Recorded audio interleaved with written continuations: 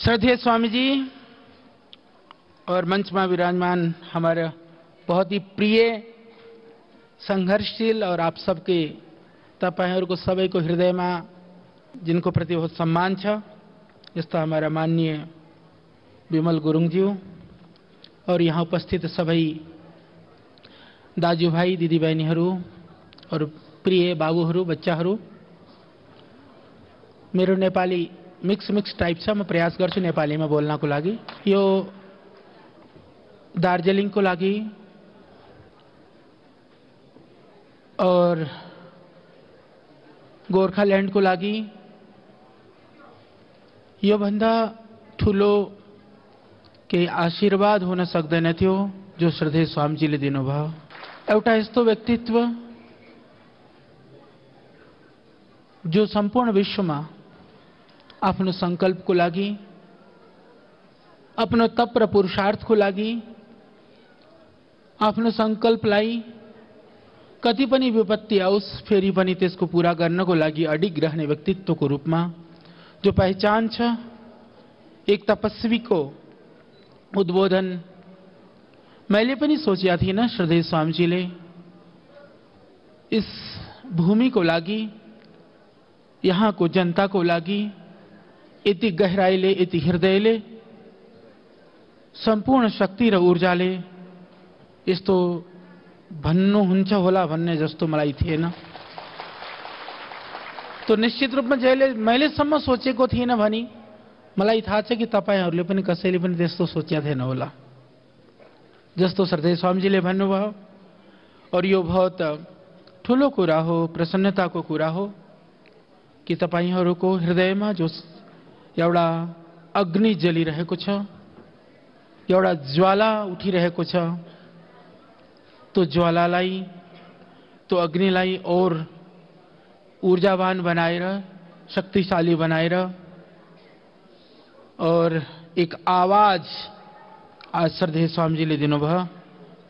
निश्चित रूपमा तपाईहरुको संकल्प श्रद्धेय स्वामीजीको आशीर्वादले पूर्ण हुन्छ, यसमा कोई संशय छैन। तपले, पुरुषार्थले श्रद्धेय स्वामीजी ने कहा, बिना मांगे तो भीख भी नहीं मिलता है। हमको तो अधिकार चाहिए, अधिकार चाहिए तो फिर लड़ना सीखो। कहीं कमी है शायद, इसीलिए हमसे हमारा अधिकार थोड़ा सा दूर है।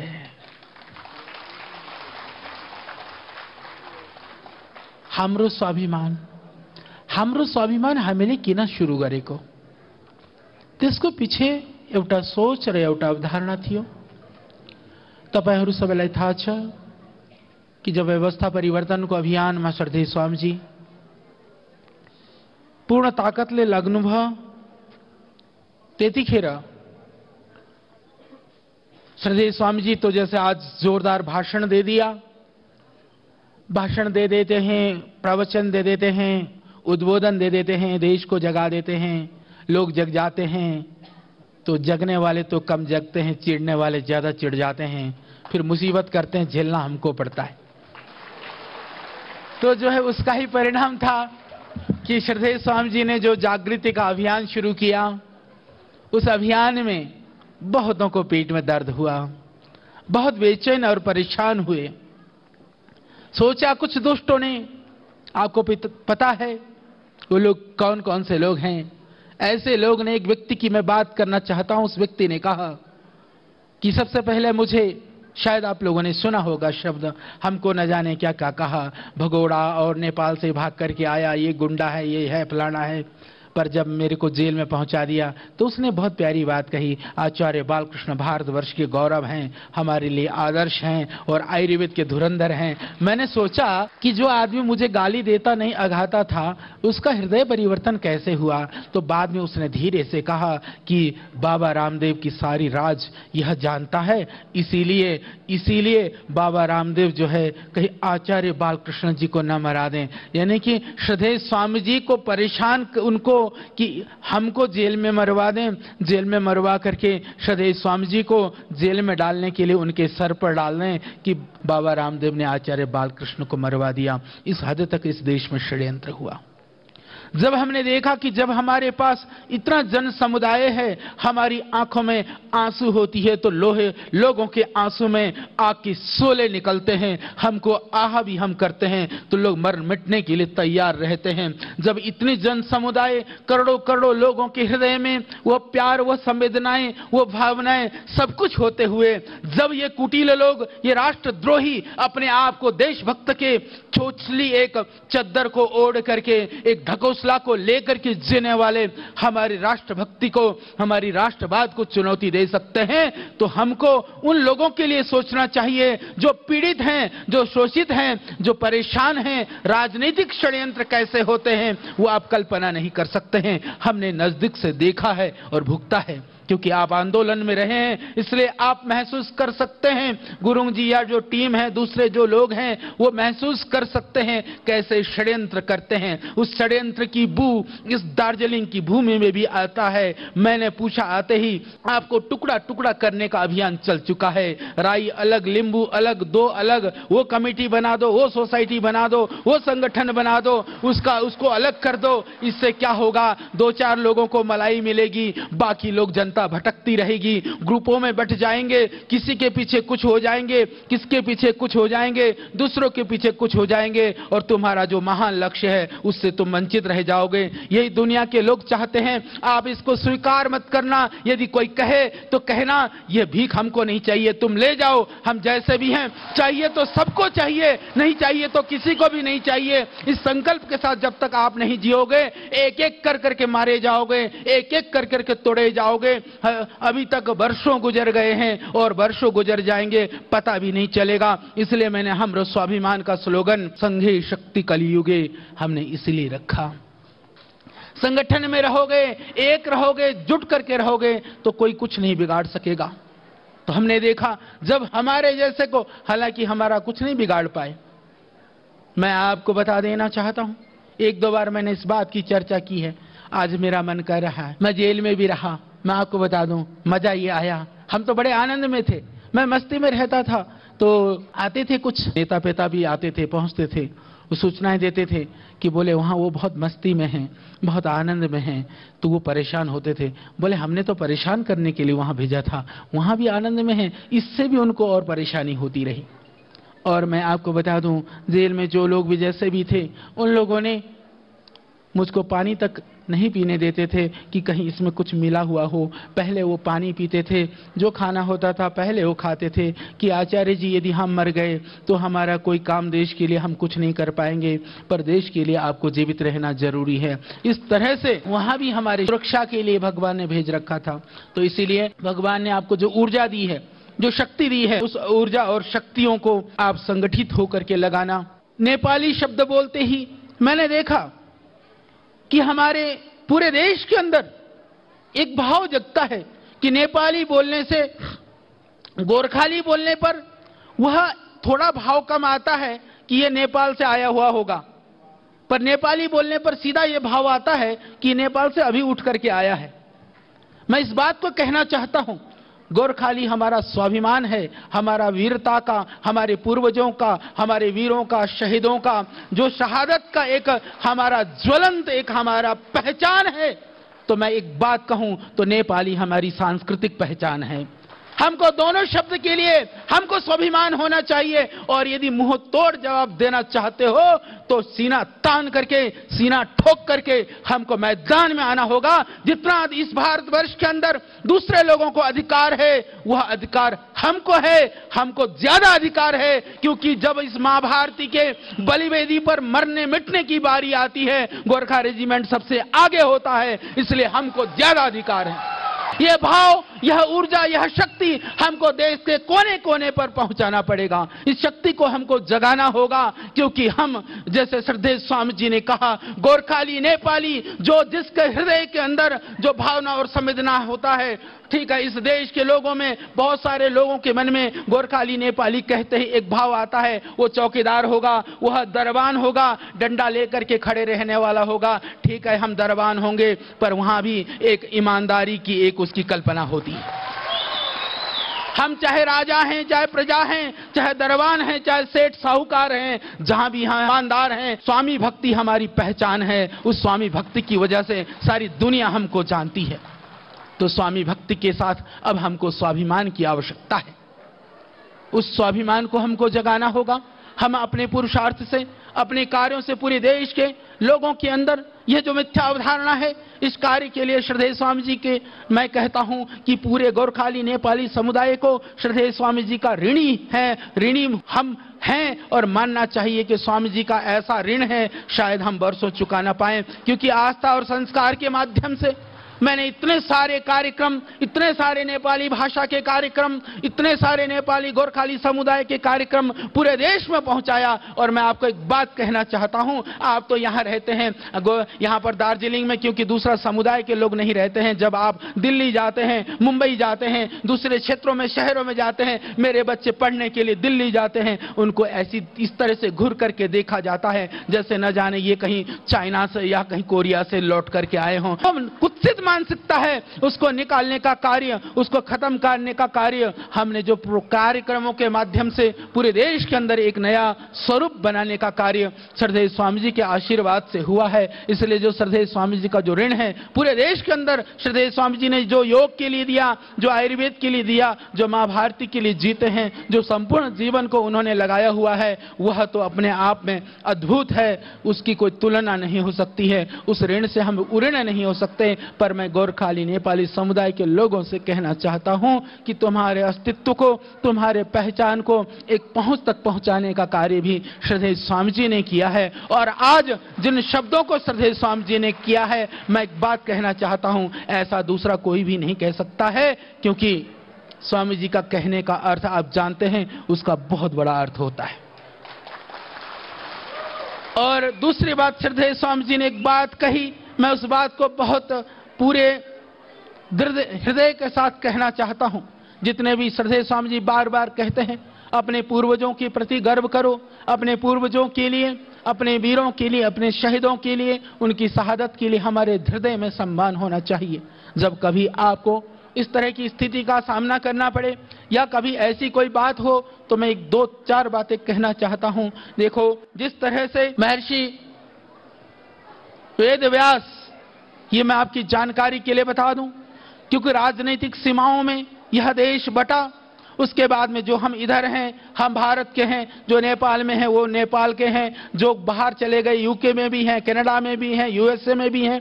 ऐसा नहीं है कि नेपाली भाषा भाषी लोग सिर्फ इसी क्षेत्र में रहते हैं। वो दुनिया के कम से कम नहीं तो 30-40 देशों के अंदर में नेपाली लोगों का आवास है, वहां पर निवास है, वहां के नागरिक हैं। तो नेपाली नागरिक जो है दुनिया के 40-50 देशों के अंदर वहां की नागरिकता के साथ में उस देश के लिए उसी तरह से जीते हैं और मरते हैं, जहां वहां दूसरे लोग जिस तरह से उस देश के लिए सोचते हैं। मैं कहता हूं वह ईमानदार होने की वजह से, वो स्वामी भक्त होने की वजह से वो दूसरों से ज्यादा सोचते हैं।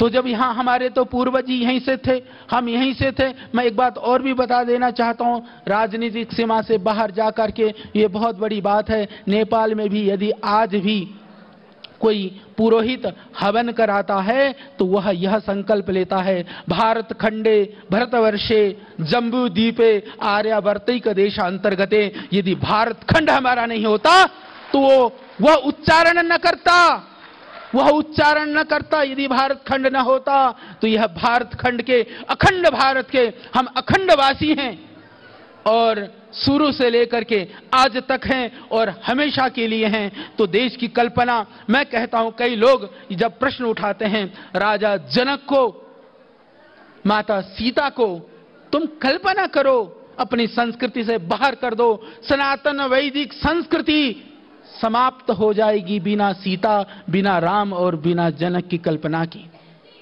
भगवान बुद्ध की बात सोचो, बुद्ध को निकाल दो इस देश से तो बुद्ध निकल जाएंगे तो बचेगा क्या? कुछ नहीं बचेगा।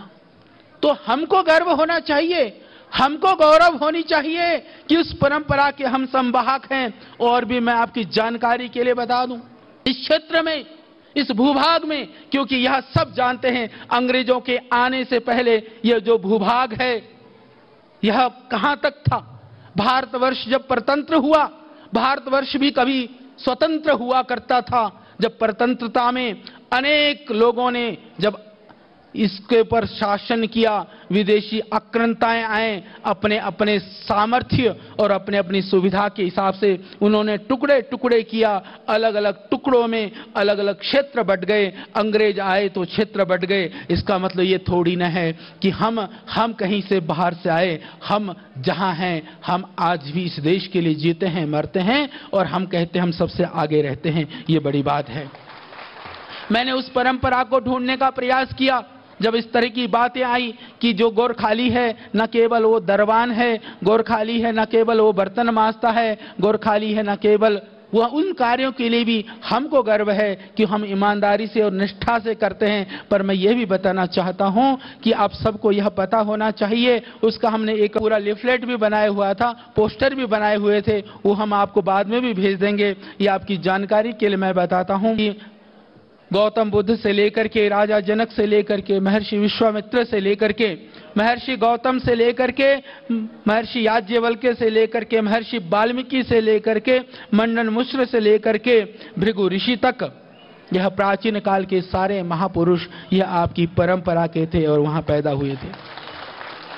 और यदि आधुनिक समय में भी देखें, चाहे वो भानुभक्त हों, ये तो इसी के नाम पर हम भानुभक्त जी के, मैंने जितनी सुंदर मूर्ति यहां पर देखी, आदि कभी भानुभक्त हों, बुद्ध धर्म के प्रचार को पूरी दुनिया में पहुंचाने वाली भृकुटी हो, चाहे वह दुनिया के एक अद्भुत आर्किटेक्ट अर्निको हो, सभी उस परंपरा के थे। अब आप आओ आधुनिक भारत की मैं बात करता हूं, चाहे वो स्वतंत्रता संग्राम से लेकर के आज तक भी यदि हम बात करें, शहीद दुर्गा मल्ल जी की बात हो रही थी भारत को आजाद कराने में, और कौन भूल सकता है अरी बहादुर गुरुंग जी को, जो डॉक्टर भीमराव अंबेडकर जब संविधान निर्माण में लगे हुए थे, उस संविधान निर्माण कर्तृ सभा के वह सदस्य थे।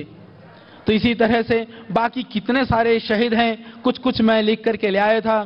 शहीद पद्म थापा हों, शहीद दल बहादुर थापा हों, शहीद राम सिंह ठकुरी हों, धन सिंह थापा जी हों, शहीद प्रदीप कुमार जी हों, शहीद खड़ग बहादुर जी हों, शहीद ताम्र बहादुर हों, शहीद दल बहादुर गिरी हों, चाहे वह आसाम के अंदर पहले कांग्रेस अधिवेशन के अध्यक्षता करने वाले श्री छविलाल उपाध्याय हों, सभी लोग इस परंपरा को, इस देश को, इस देश के गौरव को बढ़ाने के लिए, इस परंपरा को पुनर्स्थापित करने के लिए, देश को आगे ले जाने के लिए जीते रहे हैं। हमारा खून का एक एक कतरा इस देश की संस्कृति को बचाने के लिए समर्पित रहा है।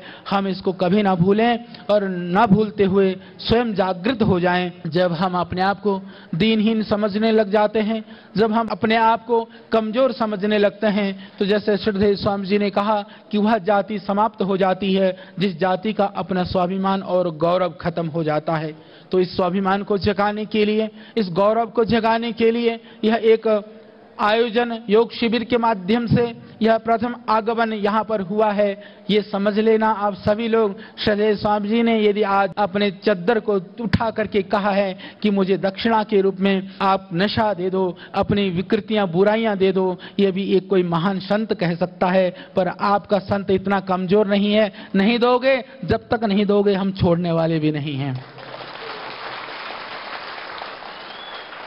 तो इसीलिए सुधार जितना जल्दी कर लें उतना ही अच्छा है, अपने लिए भी अच्छा है, देश के लिए भी अच्छा है और पूरे समाज और पूरे समुदाय के लिए अच्छा है। तो अब मैं इतना ही कहना चाहता हूं कि यहाँ पर दार्जिलिंग में पतंजलि योगपीठ का, भारत स्वाभिमान का, हमरो स्वाभिमान का संगठनात्मक ढांचा के साथ साथ में एक बड़ा सामाजिक सरोकार के साथ कार्य यहाँ पर हो, उस कार्य के लिए आप सबकी सहभागिता, आप सबका सहयोग, आप सबका साथ, आप सबका समर्थन, सब कुछ चाहिए। यदि उसके लिए तैयार है तो श्रद्धेय स्वामी जी की प्रार्थना से हम उसको शुरू करेंगे। और मुझे प्रसन्नता है क्योंकि ऐसा नेता, ऐसा सोचने, मैंने तो क्योंकि विमल जी से जब मैं पहली बार मिला, क्योंकि कभी कभी ऐसा होता है कि आदमी के जब दूर दूर से देखते हैं तो और कुछ दिखता है, नजदीक में होता है तो और कुछ दिखता है। कभी दूर में जो भयानक लगते हैं नजदीक में कोमल होते हैं, कुछ कोमल से लगते हैं वो खतरनाक होते हैं। तो जो हमारी सोच थी, और एक बात और भी बताऊं, जब हमने हमरो स्वाभिमान शुरू किया तो लोगों ने कहा, क्योंकि मैं इस शब्द को, मैं जितना गोरखाली शब्द के ऊपर गर्व करता हूं, मैं सब गोरखालियों को कहता हूं नेपाली शब्द का भी प्रयोग करूं, क्योंकि नेपाली सांस्कृतिक पहचान है, हमारी भाषा और भूषा, हम उसको हम भूल नहीं सकते हैं, साथ साथ लेकर के चलो। तो कई लोगों ने कहा कि आचार्य जी कहीं गोरखालैंड की जो हमारी बात है आप उसको कमजोर करने वाले लोगों के साथ तो नहीं है। मैंने कहा जो देश के लिए, राष्ट्र के लिए, जाति और समुदाय के लिए हित की बात होगी, हम आपसे 2 कदम आपको आगे ही नजर आएंगे, हम आपको पीछे नहीं मिलेंगे। और देखो हमने तो वह सीखा है, हमने जीवन में जब जीवन प्रारंभ किया था हमारे पास कुछ भी नहीं था, जैसे श्रद्धेय स्वामी जी ने कहा, कुछ भी नहीं था, हमने शून्य से शुरू किया। लंबी कहानी है, कितने हमने पापड़ बेले, कितने कष्ट को सहा, भूखे भी रहे, प्यासे भी रहे, हमको कपड़े भी नहीं थे, नंगे पांव भी रहे, सब कुछ किया, सब कुछ सहा। भगवान ने सब तरह से मान प्रतिष्ठा सम्मान तक भी दिया, तो अपमान के उन घूंटों को भी भगवान शंकर की तरह से हम पीते रहे।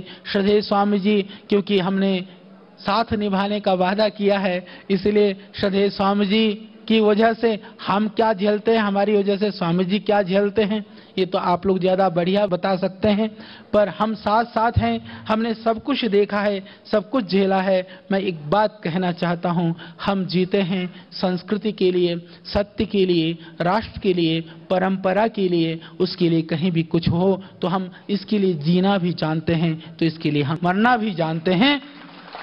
इसीलिए जीवन और मरण यह तो शाश्वत है, पर जीना और मरना एक क्षण के लिए भी जीवन हो, लोगों के लिए आदर्श बने, चाहे एक दिन में ही मरण हो, वह भी लोगों के लिए कोई प्रेरणा देने लायक बने। ये हमारा संकल्प और सोच और विचार ऐसा ही है।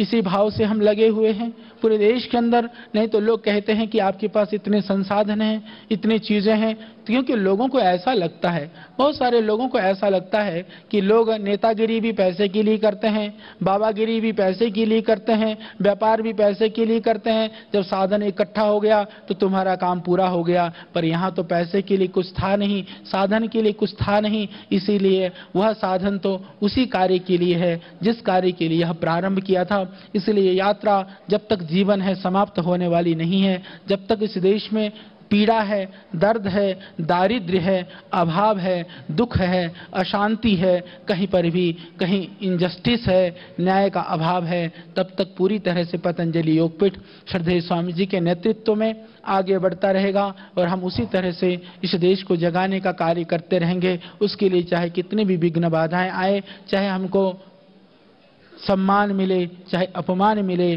चाहे लोग सत्कार करें, चाहे अपमान करें, फर्क नहीं पड़ता है, क्योंकि हमारा लक्ष्य उनसे बहुत परे है, उनसे बहुत आगे है। तो मैंने देखा विमल जी को, तो मुझको लगा कि नहीं, इनके अंदर एक भावना है, एक जज्बा है, संवेदना है। तो आपकी भावना थी। प्रेम जी और बाकी मुरलीधर जी भी इधर बैठे हैं, बाकी भाई लोग हैं, डीजीपी साहब बैठे हैं। शुरू में जब हम लोगों ने शुरू किया, इसीलिए हमने हमरो स्वाभिमान के संस्थान के अंदर हमरो गौरव के रूप में हमने सम्मान भी शुरू किया था। ये पहली बार हुआ। ये बैठे थे, डीजीपी साहब थे, जज साहब थे हमारे। दूसरे जब जो गोरखाली नेपाली समुदाय के आप समझ लो 10-12 लोगों को, ये भी इतने डर डर के गए थे, यदि हमने नेपाली शब्द बोला तो कहीं मेरे को वहां से निकाल न दें, बाहर न कर दें। अरे मैंने कहा अच्छे काम के लिए आपको पूरी तरह से उतरना पड़ेगा। डरोगे, डर डर के लगोगे तो फिर उतनी ही सफलता मिलेगी जितनी लगे थे, जितने मन से लगे थे। पूरी ताकत से सब कुछ खोने के लिए तैयार रहोगे तो मिलेगा भी तो सब कुछ मिलेगा, नहीं तो फिर आधा ही मिलेगा। पूरा चाहिए, पूरा खोने के लिए तैयार रही है। तब हमने जो कार्यक्रम कर करके आस्था के माध्यम से पूरे देश में दिखाया, तब लोगों को पता चला कि गोरखाली नेपाली समुदाय में भी इस देश के लिए बहुत सारे आईएएस हैं, आईपीएस हैं, बड़े बड़े उद्योगपति हैं, बड़े बड़े राष्ट्रवादी हैं, बड़े बड़े दार्शनिक हैं, बड़े बड़े समर्पित लोग हैं। इस चीज को हमने पूरे जोर के साथ पूरे देश के लोगों को बताया। इसको अभी और आगे बढ़ाना है, बहुत करना है। ठीक है, इस जगह के लिए, इस जमीन के लिए जगह पर रह करके हमको आगे बढ़ना है, पर पूरे देश में पहचान के लिए पूरे देश में जाकर के कोने कोने में फिर भी हमको काम करना है।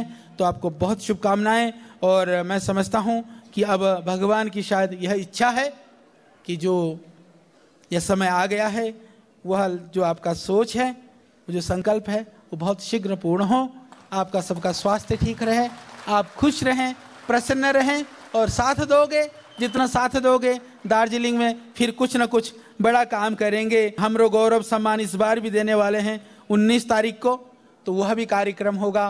तो मुझको तो अच्छा लग रहा है, क्योंकि आपकी भावनाओं को हम पढ़ पा रहे हैं।